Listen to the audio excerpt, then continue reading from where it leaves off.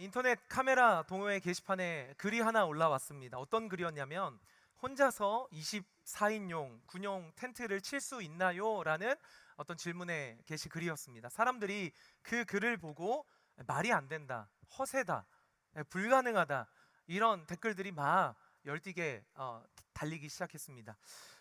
실제로 군대를 다녀오신 분들은 아시겠지만 사실 우리 벌써 군대 비슷한 얘기 나오면 우리 성도님들은 은혜를 받지 못하시는데요. 실제로 24인용 텐트에는요, 가운데 용마루라고 하는 커다란 나무가 있어서 혼자 치기에는 굉장히 불가능하다고 합니다. 그래서 모두가 안 된다라고 이야기를 할 때 그때 인터넷 아이디 레벨 7 벌레라는 아이디를 쓰고 있는 이광락이라는 사람이 이렇게 댓글을 남겼습니다. 됐는데요? 점점점. 그때부터 인터넷 카페 안에 논쟁이 시작되었습니다. 된다, 안 된다, 불가능하다, 할 수 있다. 누가 할 수 있냐? 벌레가 할 수 있다잖아. 막 서러워지기 시작했습니다. 이렇게 찬반 논쟁을 벌이다가 나중엔 결국 내기로 발전하게 됐는데요. 사람들이 막 후원을 하기 시작했습니다. 벌레야, 너가 혼자 텐트 치면 형이 집에 있는 옥수수 가져다 줄게. 또 벌레야, 너가 혼자 성공하면 내가 휴지를 너한테 선물로 줄게. 나중에는 공식적으로 홈페이지도 생겼습니다. T24, 24인용 텐트라는 뜻의 홈페이지입니다. 그래서 결국 어떻게 됐냐? 9월 8일에 신월동에 있는 한 초등학교에 사람들이 실제로 모인 거예요. 현장에 모인 사람만 2,000명, 온라인으로 인터넷으로 시청한 사람이 한 10만 명이 그걸 지켜보게 된 겁니다. 자, 당일날 저쪽 끝에서 카퍼레이드를 하면서 이강락 씨가 이렇게 오기 시작합니다. 이강락 씨가 등장하니까 사람들이 이제 외쳤습니다. 벌레, 벌레, 벌레. 그리고 그분이 이렇게 멋지게 내리면서 실제로 땅 하는 소리와 함께 1시간 30분 후에 혼자 24인용 텐트를 친 거예요. 이 조용한 외침, 되는데요, 점점, 이 한마디가 모든 상황을 뒤집었다라는 겁니다. 사랑하는 성도 여러분, 하나님께서 우리에게 주신 믿음이 뭐냐면, 믿음은 단순히 죽어서 천국 가는 것이 아니라 믿음은 내 삶에서 만나는 문제로 다 끝난 것 같아요. 늦은 것 같습니다. 막힌 것 같아요. 그런데 그곳에서 하나님의 가능성 믿고 되는데요 라고 선포하는 것이 우리에게 주신 믿음인 줄 믿습니다. 그래서 오늘 이 예배가 하나님 앞에서 이 살아있는 믿음으로 반응하는 예배가 되기를 주님의 이름으로 간절히 축원드립니다. 오늘 말씀을 보면 다니엘과 세 친구가 위기에 놓였습니다. 말씀에 보면 바벨론의 느부갓네살이라는 왕이 있었는데 이 왕이 꿈을 꾼 이후에 해석뿐만 아니라 꿈까지 맞춰라 라는 명령을 내린 거예요. 결국 바벨론의 지혜자들과 함께 다니엘과 세 친구들이 죽을 위기에 처한 겁니다. 그런데 우리가 지금 주목해야 될 상황은요, 이 다니엘의 시련으로만 그 인생이 끝나지 않았다라는 겁니다. 오히려 이 사건을 하나님께서요, 다니엘과 세 친구를 주목받게 하고 높이는 사건으로 변화시키셨다라는 겁니다. 이 사건인 결론인 다니엘서 2장 48절은 이렇게 결론 짓고 있는데요, 제가 한번 읽어드리겠습니다. 왕이 이에 다니엘을 높여. 왕이 이에 다니엘을 높여. 여러분, 변방에서 포로로 끌려가 잊혀진 것 같은 그들의 삶을 다시 한번 일으켜주시는, 세상의 중앙으로 등장시키는 하나님의 놀라운 역사가 나타나게 된 것입니다. 사랑하는 성도 여러분, 저와 여러분이 믿고 있는 하나님 어떤 하나님입니까? 한번 우리 따라 했으면 좋겠습니다. 걸림돌을 디딤돌로 만드시는 하나님 믿으십니까? 아멘. 우리 하나님은요, 우리가 믿는 하나님은 걸림돌을 디딤돌로 만드시는 하나님입니다. 그래서 우리가 그리스도인으로 살아갈 때, 삶의 고난을 만날 때, 시련을 만날 때, 어려움을 만날 때 분명히 위기라고 써야 합니다. 그러나 믿음으로 그것을 기회로 만들 수 있는 복된 우리 주님의 자녀들 되시길 주님의 이름으로 축원드립니다. 오늘 이 말씀을 통해서 저는 어떻게 하면 다니엘처럼 이 걸림돌을 디딤돌로 만드시는 하나님의 인도하심을 어떻게 경험할 수 있는지 세 가지의 원리를 좀 소개하도록 하겠습니다. 먼저 첫 번째 영적인 원리인데요, 우리가 걸림돌을 디딤돌로 만드시는 하나님의 인도하심을 경험하기 위해서는 세상의 거짓 약속에 속지 않아야 된다는 것입니다. 여러분, 이제 바벨론의 왕 느부갓네살이 어느 날 왕이 잠을 자고 있었는데 깊은 고독과 번민에 빠진 거예요. 그날따라 마음이 더 어려웠고 꿈이 마음에 걸린 거죠. 오늘 우리가 같이 읽지는 않았지만 1절의 말씀 한번 띄워주시면 1절 말씀을 보면 그냥 꿈을 꿨다, 그냥 이렇게 성경에 기록되어 있지만 사실 원문을 보면 꿈을 꿨다라는 게 복수형으로 되어 있는 것을 알 수 있습니다. 그러니까 무슨 얘기냐면 지금 느부갓네살 왕이요, 그 꿈을 반복적으로 꾸고 있었다라는 겁니다. 특별히 이 고대 사회에서는 왕의 꿈이 굉장히 중요했어요. 왜냐하면 그 제국의 미래와 안녕을 결정짓는 지표가 왕의 꿈이라고 생각했기 때문이죠. 그래서 당시 숙청 대상이나 아니면 반란이 일어날 때 왕의 꿈을 지표로 갖는 일들이 굉장히 많았습니다. 그래서 두려웠던 이 느부갓네살 왕이 지금 어떻게 하고 있냐면요, 자기 주변에 있는 막 지혜자들을 다 불러 모으기 시작하는 거예요. 그래서 꿈에 대해서 묻는 겁니다. 그런데 어이없게 느부갓네살 왕이 얘기하기를 꿈을 해석하라고 명령하지 않고 내가 꾼 꿈을 그냥 맞추라라고 명령을 하고 있는 거예요. 왜 그랬을까요? 내 꿈이 너무 중하고 너무 반복해서 꿨기 때문에 너희가 실제로 내 꿈을 해석할 능력이 있다면 꿈까지 맞출 능력이 있다라는 것을 너희들 증명해야 된다라고 이야기하고 있다라는 것입니다. 그런데 우리는 여기서 굉장히 중요한 한 가지 사실을 발견할 수 있는 거예요. 이 지혜자들의 대답, 문제를 해결할 능력도 없었고 느부갓네살 왕 앞에, 문제 앞에 전적으로 무력했던 거짓 지혜자들의 특징을 하나 발견하게 되는 거예요. 우리 다니엘서 2장 4절과 7절을 우리 같이 읽을 건데요, 한번 주목해서 한번 읽어보도록 하겠습니다. 4절 먼저 읽겠습니다. 시작.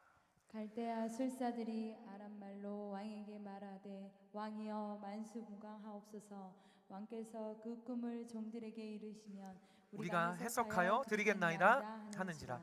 그들이 다시 대답하여 이르되, 7절입니다. 원하건대 왕은 꿈을 종들에게 이루소서. 그리하시면 우리가 해석하여 드리겠나이다 하니. 아멘. 여러분, 문제 앞에서 아무런 해결 능력이 없었던 말 그대로 거짓 지혜자들의 특징이 하나 나옵니다. 바로 거짓 약속을 하고 있다는 것입니다. 왕이여, 꿈을 보이시면 해석하여 드리겠나이다. 이 문제를 풀 수 없는 이들이 무엇하면 무엇 하겠다라고 하는 거짓 약속을 하고 있는 거예요. 그러니까 문제 앞에 무력한 이 거짓 지혜자들의 약속을 그들의 특징으로 우리가 볼 수 있게 되는 겁니다. 이전에 원더걸스가 발표한 노래 중에 Why So Lonely라는 노래가 있습니다. 가사 중에 이런 표현이 있어요. 제가 부르지 못하기 때문에 그냥 읽어드리겠습니다. 너와 입술이 닿을 때부터 달라질 줄 알았는데 별거 없어, 다를 게 없어. 너와 보내는 주말밤이 아주 달콤할 거라 믿었는데 별거 없어, 넌 다를 게 없어. 여러분, 이 가사에서 끊임없이 이야기하고 있는 것이 무엇입니까? 거짓 약속이라는 거예요. 내가 널 만나면, 깊은 관계를 가지면 뭔가 특별할 거야, 행복할 거야 라고 생각했지만 그게 아니었다라는 거죠. 여러분, 우리가 살고 있는 시대를 정의해 보면요, 거짓 약속의 시대라고 정의할 수 있습니다. 거짓 메시지의 시대를 우리가 끊임없이 받고 살아가고 있다라는 겁니다. 그럼 우리가 어떤 거짓 약속을 끊임없이 받고 살아갑니까? 이런 거죠. 내가 어느 곳에 이르기만 하면 행복할 거야. 내가 어디에 들어가기만 하면, 내가 어느 곳에 이르기만 하면 행복할 거야 라고 생각합니다. 내가 어떤 사람을 만나기만 하면 내 인생은 바뀌게 될 것이고, 내가 무엇을 이루기만 하면 나는 특별하고 인정받는 삶을 살아가게 될 거야 라고 착각하며 살아가고 있다라는 것입니다. 여러분, 끊임없이 우리에게 무엇 하면 되겠다라는 거짓 약속 가운데 우리가 살고 있다라는 겁니다. 사랑하는 성도 여러분, 문제는 이 거짓 약속이 우리의 삶을 어디로 인도하느냐라는 거예요. 바로 우상숭배의, 또 다른 우상숭배의 삶으로 우리를 인도하게 된다라는 것입니다. 여러분, 우리가 교회 다니면서 이런 우상숭배는 하지 않습니다. 옆에 계신 우리 김 집사님의 집에 갔는데 집 문을 열자마자 막 신상이 서 있거나 여러분, 그러진 않아요. 반면에 우리가 섬기는 또 다른 우상이 있는데 그게 무엇이냐? 이 거짓 약속 가운데 헛된 것 추구하게 만드는 것이 이 시대의 또 다른 우상이라는 거예요. 여러분, 그래서 팀켈러 목사님이 썼던 거짓 신들의 세상이라는 책을 보면요, 우상에 대해서 이렇게 정의합니다. 우리 한번 다 같이 한번 스크린을 보고 같이 한번 읽어보겠습니다. 시작. 오직 하나님만이 줄 수 있는 것을 주리라고 기대하며 우려르는 대상이 바로 우상이다. 여러분 아시겠죠? 뭐라고 이야기합니까? 뭐가 우상입니까? 오직 하나님만이 줄 수 있는 것을 기대하며 내가 간절히 바라는 그 대상, 하나님만이 주실 수 있는 거예요. 하나님만이 채워주실 수 있는 겁니다. 하나님만이 인도해 주실 수 있어요. 하나님만이 우리 삶을 복되게 하실 수 있어요. 그러나 하나님 말고 하나님 대신에 줄 수 있는 것이라고 생각하는 대상이나 직이나 관계나 그 모든 것이 내 마음 가운데 또 다른 우상일 수 있다는 것입니다. 그래서 하나님만이 줄 수 있는 것임에도 불구하고 내가 하나님과 대치하는 것이 있다면, 바꾼 것이 있다면, 여러분 그것이 우상의 또 다른 측면이라고 오늘은 말씀 가운데 우리에게 교훈하고 있다는 것입니다. 여러분, 그래서 오늘 28절을 보면요, 다니엘의 삶은 다르다라는 것을 볼 수 있습니다. 우리 28절, 다니엘서 2장 28절 우리 한번 큰 목소리로 한번 읽어보겠습니다. 시작. 오직 은밀한 것을 나타내실 이는 하늘에 계신 하나님이시라. 그가 느부갓네살 왕에게 후일에 될 일을 알게 하셨나이다. 왕의 꿈, 곧 왕이 침상에서 머릿속으로 받은 환상은 이러하니이다. 아멘. 잠깐 띄워주시고요. 오직 은밀한 것을 나타내실 이는 누구입니까? 오직 하나님이십니다. 오직 하늘에 계신 하나님이시라. 그러니까 다니엘은 끊임없이 자신의 삶 가운데 고백하는 거예요. 오직 하나님이시라. 하나님만이 인도하실 수 있습니다. 하나님만이 채우실 수 있습니다. 하나님만이 하나님 되게 하는 삶을 다니엘이 살았다라고 정의하고 있습니다. 사랑하는 성도 여러분, 우리가 이 말씀 앞에 우리의 자신을 한번 점검해 봤으면 좋겠습니다. 우리가 믿고 있는 거짓 약속은 무엇입니까? 여러분, 어떤 약속을 따르며 무엇이 나를 행복하게 해줄 것이라고 여러분 믿고 살아가고 있습니까? 저는 늘 신방을 다니면서 자주 이야기하는 이야기가 있습니다. 저는 그리스도인들이 이렇게 살아야 된다라고 가정 가운데 이야기합니다. 그건 우리 모든 가정이 평생, 그리스도인들은 평생 택배 분류원처럼 살아가야 된다라고 이야기합니다. 여러분, 택배 분류원은요, 끊임없이 물건을 분류하는 사람입니다. 특별히 깨지기 쉬운 물건을 분류하면서 거기에 스티커를 붙이기 시작하죠. 그게 뭡니까? 주의 깨지기 쉬움이라는 스티커를 붙입니다. 여러분, 우리가 살아가다 보면 내 옆에 있는 사람이 너무 그럴듯해 보여요. 너무 나를 행복하게 해줍니다. 이 사람만 내 곁에 있으면, 이 사람만 내가 붙들면 내가 모든 게 행복할 것 같아요. 그럼 여러분, 그 사람한테 뭘 붙여줘야 됩니까? 주의 깨지기 쉬움. 여러분, 스티커를 붙여주셔야 되는 거예요. 우리 집을 보면, 우리 가정을 보면, 우리 집 재력을 보면 앞으로 우리의 가정은 문제 없다, 여러분 그런 착각일 때 뭐 해야 됩니까? 빨리 가서 스티커를 붙여주셔야 돼요. 주의 깨지기 쉬움. 여러분 삶 가운데 그 무엇이라도 하나님만이 여러분의 삶을 인도하시고 채워주시고 이끄실 수 있는데, 하나님 외에 다른 것이 그것을 주리라고 생각하는 그 무엇이든지 여러분 달라고 하셔서 주의 깨지기 쉬움, 그 위에 인생을 올려두지 마세요라는 여러분 영적인 택배 분류원으로 우리가 살아가야 된다라는 것입니다. 사랑하는 성도 여러분, 우리가 믿고 있는, 우리가 속고 있는 거짓 약속은 무엇입니까? 여러분은 오늘도 어떤 약속을 따르며 무엇이 나를 행복하게 하고 무엇이 나를 정말 인도할 수 있다라는 생각을 하고 계십니까? 오늘 이 말씀을 통해서 하나님과 대치했던, 하나님보다 앞섰던 것들, 하나님만이 주실 수 있는 것인데, 오직 다니엘이 고백했던 것처럼 하나님이시라, 오직 하나님이시라, 이 고백 앞에 하나님과 대치했던 모든 것들을 잘 내려놓으시는 은혜가 있는 이 예배가 되시길 주님의 이름으로 간절히 축원드립니다. 두 번째로, 우리가 걸림돌을 디딤돌로 만드는 두 번째 원리는요, 하나님의 때를 믿음으로 기다려야 한다라는 겁니다. 어느 결혼식에 있었던 일인데요, 신랑 측, 신부 측 모두 다 교회를 다녀서 이제 그 예식 자체가 기독교식으로 진행되고 있었습니다. 그런데 사회를 보는 사람만 유일하게 이렇게 교회를 다니지 않았던 것 같아요. 어떤 사람이요, 대신 축사를 좀 해줬으면 해서 사회자에게 축사 쪽지를 이렇게 건넨 거예요. 그리고 이 사회자가 읽기 시작하는 거죠. 그런데 이 사람이 교회를 다니지 않으니까 한 가지 실수를 한 겁니다. 행복한 가정 이루시기를 요한일서 4장 18절 말씀, 온전한 사랑이 두려움을 쫓나니, 이것이 부탁받은 축사였습니다. 이대로만 읽으면 되는 거예요. 그런데 이 사회자가 요자만 보고 요한복음인가 보다 해서 펴서 읽은 거예요. 너에게 남편이 5이 있었고 지금 있는 자도 내 남편이 아니니. 막 사람들이 다 쓰러졌다라는 거죠. 여러분, 우리가 볼 때 이 요한일서, 요한복음 같은 뭐 작은 차이잖아요, 사실. 그렇죠? 그런데 말씀은 완전히 반대되는 말씀 아닙니까? 우리가 성경을 볼 때도 그렇게 봐야 되는 거예요. 사실 사울이 이스라엘 왕의 초대 왕, 그리고 다윗은 그 다음에 두 번째로 이은 뭐 다윗 왕. 그래서 똑같은 왕이라 생각할 수 있지만 둘은 완전히 다른 왕이었습니다. 사울은 어떤 왕이었습니까? 전형적으로요, 끊임없이 무언가를 하지 않으면 견딜 수 없는 사람이 사울과 같은 인생이었어요. 사울은 무언가를 하지 않으면 살 수 없어서, 그래서 기다리지 못하는 인생. 그래서 성경을 보면요, 사울은 늘 실수하고 실패합니다. 여러분, 잘 아시는 블레셋이 쳐들어왔을 때 하나님 언제 가야 될까요? 하나님의 뜻은 언제일까요? 하나님의 때는 언제일까요? 여러분, 묻고 가는 것이 이스라엘 전쟁의 방식이었습니다. 그런데 사울이 못 기다리는 거죠. 그냥 내 방식대로, 내 뜻대로, 내 시간대로 예배 드리고 그냥 전쟁에 나아가는 거예요. 그래서 실패하는 사울의 모습을 보게 되는 거죠.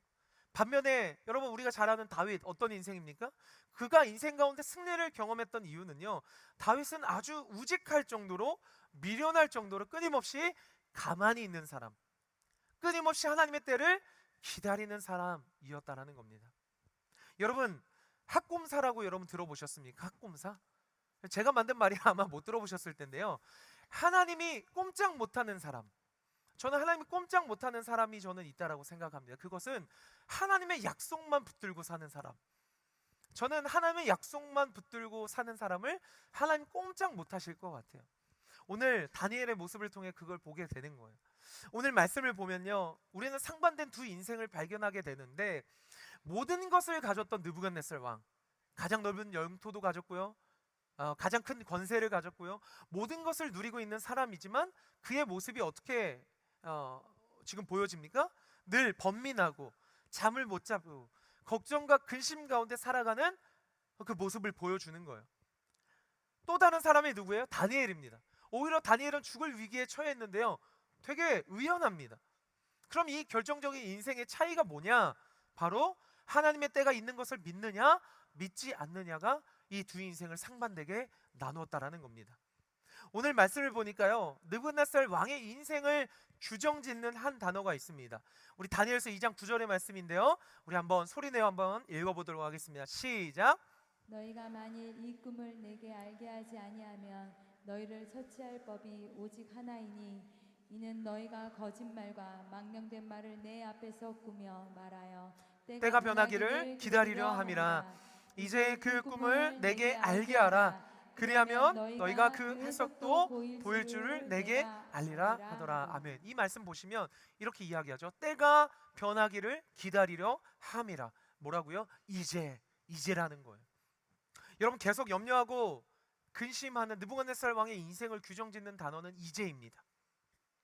바로 모든 초점이 나에게 맞춰져 있는 거예요. 이제, 내 시간, 내 방법, 여기에 묶여 있어서 잠 못 이루고 번민하는 느부갓네살 왕의 모습을 볼 수 있는 겁니다. 그런데 그와 반대로 죽음의 위기 가운데서도, 쫓겨가는 가운데서도 오히려 의연한 다니엘의 인생을 규정짓는 한 단어도 등장하는데요, 16절 말씀입니다. 이 말씀도 한번 같이 한번 읽어보겠습니다. 시작.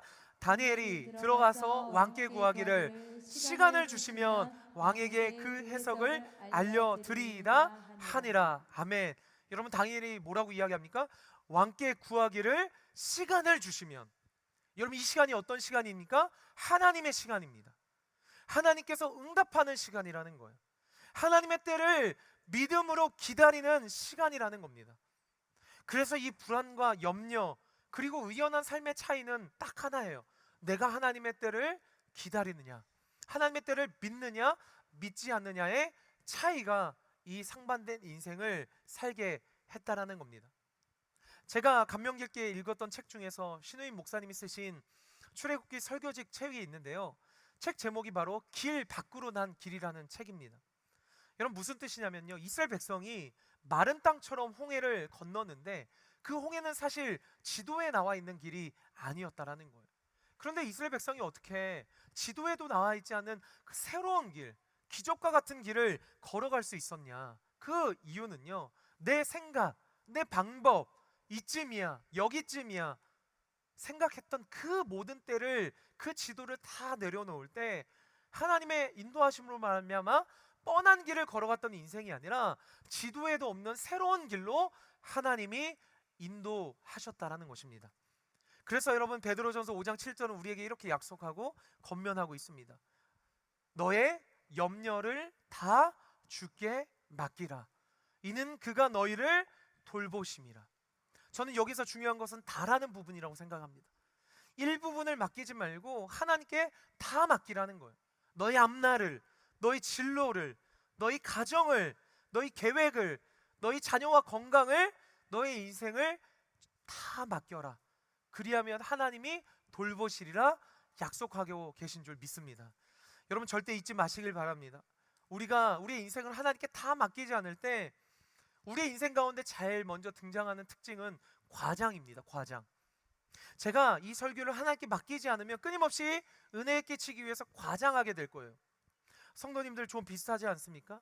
내 삶에 크게 느껴지는 문제, 내 인생에 있어서 가장 중요한 문제야.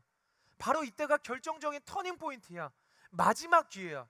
이때 아니면 안 되라고 생각하는 문제가 있다면 그건 단 하나, 하나님께 아직 다 맡기지 못했다라는 것입니다. 맡기지 않으면 끊임없이 과장하게 되는 거예요. 하나님, 이번 기회가 얼마나 중요한지 아시죠? 하나님, 이번 만남이 얼마나 중요한지 아시죠? 하나님, 이번 기회가 얼마나 중요한지 아시죠? 여러분 그건 하나님께 아직 다 맡기지 못했다라는 거예요. 그래서 간절히 원하는 것은 이 예배를 통해서 여러분의 인생을 하나님께 일부분의 위임과 위탁이 아니라 여러분의 전 인생을 하나님께 전적인 맡기드림으로 하나님의 때를 기다릴 때 하나님이 놀랍게 역사하시는, 앞서 일하시는 하나님을 경험하게 되시는 우리 복된 성도님들 다 되시길 주님의 이름으로 축원드립니다. 아멘. 우리 마지막입니다. 우리가 걸림돌을 디딤돌로 만드시는 하나님의 인도하심을 경험하기 위해서는요, 경험의 토대 위에 살지 말고 믿음의 토대 위에 살아가라는 것입니다. 여러분 꿈을 맞출 수 없었던 지혜자들의 특징, 또 꿈을 맞추고 풀었던 다니엘의 결정적인 차이가 또 등장하는데요, 바로 이 거짓 지혜자들은 늘 경험 위에 살았고 다니엘은 늘 믿음 위에 살아가고 있다라는 겁니다. 다니엘서 2장 7절 말씀을 보면 이 거짓 지혜자들의 특징을 이렇게 규정하고 있습니다. 제가 읽어드리겠습니다. 그들이 다시 대답하여 이르되 원하건대 왕은 꿈을 종들에게 이루소서. 그리하시면 우리가 뭐 하겠다요? 해석하여 드리겠나이다. 거짓 지혜자들은 지금 뭐 해주겠다라는 거예요? 해석해 주겠다라는 거예요. 여러분 해석이라는 건 뭐예요? 우리가 잘하는 거죠. 우리가 그냥 보고 듣고 경험한 바탕으로 내리는 그냥 경험적인 해석이고 유추라는 겁니다. 여러분 제가 청년 사역을 10년 정도 했는데요, 여러분 청년들이 가장 힘들어하는 관심사가 연애 문제입니다.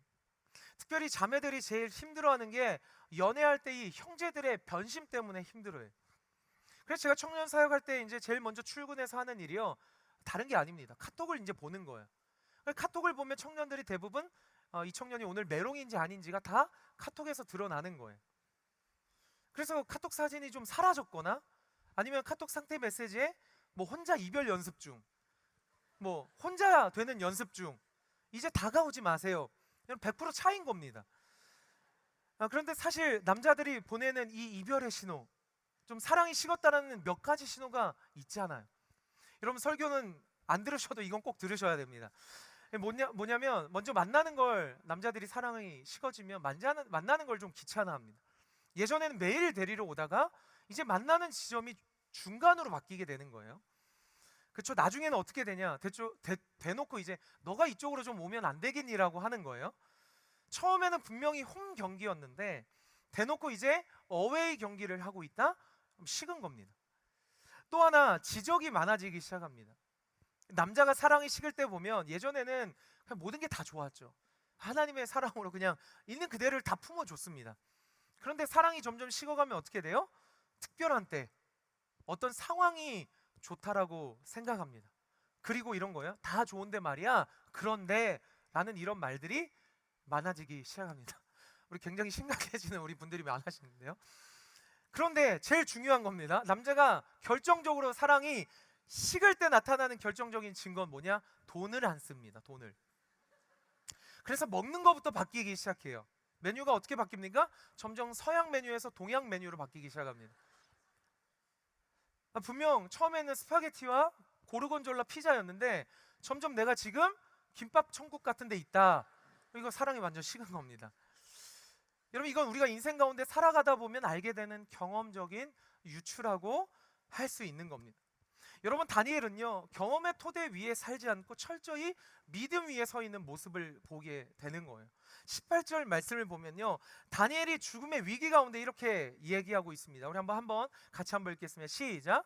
하늘에 계신 하나님이 이 은밀한 일에 대하여 불쌍히 여기사 다니엘과 친구들이 바빌론의 다른 지혜자들과 함께 죽임을 당하지 않게 하시기를 그들로 하여금 구하게 하니라. 아멘. 무엇이라고 이야기합니까? 하늘에 계신 하나님, 이 은밀한 일에 대하여 하나님 불쌍히 좀 여겨주세요. 하나님, 내 인생을 좀 불쌍히 여겨주세요. 다니엘은요, 경험 위에 사는 것이 아니라 믿음 위에 하나님께서 알려주시는, 하나님께서 열어주시는, 하나님 좀 내 인생을 불쌍히 여겨달라는 믿음 위에 살아가고 있는 모습을 보여주고 있다는 겁니다. 그런데 사랑하는 성도 여러분, 이 말씀을 꼭 기억해야 됩니다. 그 믿음의 발걸음을 내딛었을 때, 내가 믿음의 토대 위에 살아가자라고 내딛었을 때 바로 나타나는 하나님의 놀라운 역사가 19절입니다. 우리 마지막으로 한번 같이 읽겠습니다. 19절 시작. 이에 이 은밀한 것이 밤에 환상으로 다니엘에게 나타나 보임에 다니엘이 하늘에 계신 하나님을 찬송하니라. 아멘.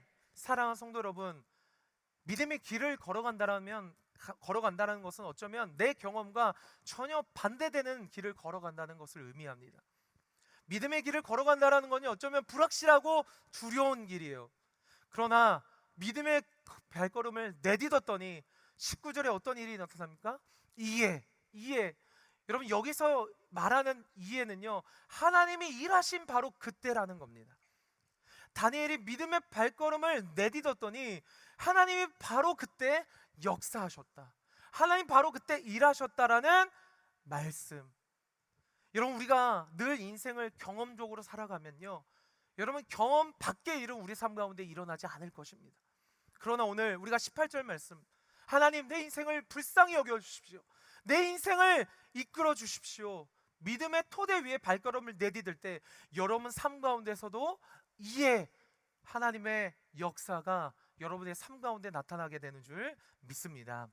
이야기 하나 말씀드리고 설교를 마치려고 합니다. 제가 청소년 사역을 할 때 일어난 일입니다. 한 학생이 사무실을 와서 이런 이야기를 하며 펑펑 울었던 적이 있습니다. 자기 이야기를 이렇게 오픈하는 거예요. 이 학생이 굉장히 어려운 가운데서 무용을 전공하는 학생이었습니다. 예고를 다니는데 집안 형편이 어려워서 계속 무용을 할 수 없는 그런 상황이에요. 그래서 아예 대학을 빨리 진학하기를 결정하고 이제 검정고시를 준비하고 일찍 1년 나와 대입을 준비하고 있었어요. 주변의 사람들이 다 뭐라고 하기 시작합니다. 야, 예고 나와도 학교 가기 굉장히 힘든데 너 어떻게 하려고 그러냐. 주변에 비난과 화살이 쏟아지는 거예요. 특별히 학교를 지원하는데 뭐가 가장 문제냐 봤더니 이 실기를 할 때 뽑는 순번이 굉장히 중요하다라는 거예요. 여러분, 무용을 할 때 이렇게 동작을 나타내면 여학생들보다 남학생들이 선이 굵고 두꺼워서 더 잘한다라는 거죠. 그러니까 순번을 뽑을 때 남학생들 뒤에 남학생들 사이에 뽑히면 굉장히 불리하다라는 거예요. 또 하나, 이렇게 실기를 하다 보면 더 큰 문제는 각인 효과라는 게 있다라는 거예요. 맨 처음 좋은 거 봐버리면 뒤에 아무리 잘해도 기억에 남지 않는다라는 거예요. 그래서 암암리에 뽑았는데 순서가 뒤에 있다? 그럼 그 학생은 어렵다. 암암리에 그런 소문이 도는 거죠. 이 학생이 1년 동안 학교도 먼저 나와서 어려운 환경 가운데 준비해서 무용학과에 지원을 하게 된 거예요. 그리고 딱 추천 번호를 뽑았는데 이 학생이 어디였냐면 남학생들 사이에, 그리고 맨 뒤에 뽑힌 거예요. 최악의 조건입니다. 이 여학생이 번호표를 들자마자 눈물이 그냥 나오는 거예요. 하나님, 제가 1년 동안 어떻게 했는지 아시잖아요. 그리고 제가 지금 남들보다 어떻게 대학을 가야 되는지 주님 아시잖아요. 마음속에 드는 생각이 그냥 포기하겠다라는 생각인 거예요. 안 되겠다. 그런데 이 여학생이 갑자기 번호표를 붙들고 마음을 다잡고 한참 붙들고 그 번호표를 붙들고 기도하기 시작했다라는 거예요. 하나님, 도저히 가망이 없습니다. 하나님, 도저히 가망이 보이지 않습니다. 남학생들 사이에 있고 맨 뒤에 있고 이 학생들 사이에서 제가 뭐 특출나다고 제가 뽑힐 수 있겠습니까? 하나님, 불쌍히 여겨주세요. 불쌍히 여겨주세요. 번호표를 들고 기도했다라는 거예요. 그냥 복도 끝에서 그거 하나 했다라는 거예요. 그런데 번호표를 들고 기도하고 있는데 저 앞쪽에서 줄이 이렇게 가득 서 있는데 갑자기 문이 열리더니 교수님이 나와서 하시는 말씀이 추첨을 하는데 뭐가 잘못되어서 다시 뽑아야 된다라는 거예요. 그리고 뽑았는데 순서가 가장 앞쪽에 뽑혔고, 더 중요한 건 실기 가운데 모든 동작을 하나도 틀리지 않고 잘 마친 학생이 이 학생이었다라는 거예요. 여러분, 이 학생이 뽑혔던 학교가 한혜종이라는 아주 좋은 학교에 갔는데 이 학생이 저한테 와서, 목사님, 제가 한혜종 갔어요. 최고의 학교를 갔어요. 이걸 자랑하는 게 아니라 그 학생이 제게 했던 말은 이거였어요. 목사님, 제가 그 구석에서 번호표 붙들고 하나님 앞에 간절함을 가졌을 때 하나님께서는 이것조차 바꿔주시더라고요. 은혜였습니다. 그 고백하는데 그 간증이 굉장히 기억에 많이 남습니다. 사랑하는 성도 여러분, 말씀을 마치며 이렇게 동일하게 여러분의 인생 가운데 묻고 싶습니다. 여러분, 우리가 믿는 하나님은 어떤 하나님이십니까? 어쩌면 우리의 인생을 살아가다 보면요, 내가 들고 있는 이 인생의 번호표, 우리의 인생과 가정의 번호표가 참 초라할 때가 있는 것 같아요. 이 남들을 비교해보면 우리의 가정의 번호표가 굉장히 뒤처져 있는, 우리 가정만, 우리 자녀만 뒤처져 있는 번호표를 뽐넣어 있는 인생 같아 보일 때가 있습니다. 그러나 여러분, 꼭 기억하셔야 됩니다. 어떤 경우라도, 우리가 어떤 번호표를 들고 우리 인생을 살아갈지라도 우리가 경험의 바탕 위에 살지 않고 믿음의 바탕 위에 살아갈 때 하나님의 개입하심, 이해 하나님의 놀라운 역사가 우리 가정과 우리의 삶과 우리 교회 가운데 나타나게 될 줄 믿습니다. 평생 이 원리를 붙들고 걸림돌을 디딤돌로 만드시는 그 하나님의 인도하심을 날마다 경험하며 살아가시는 저와 여러분의 인생 되시길 주님의 이름으로 간절히 축원드립니다. 아멘.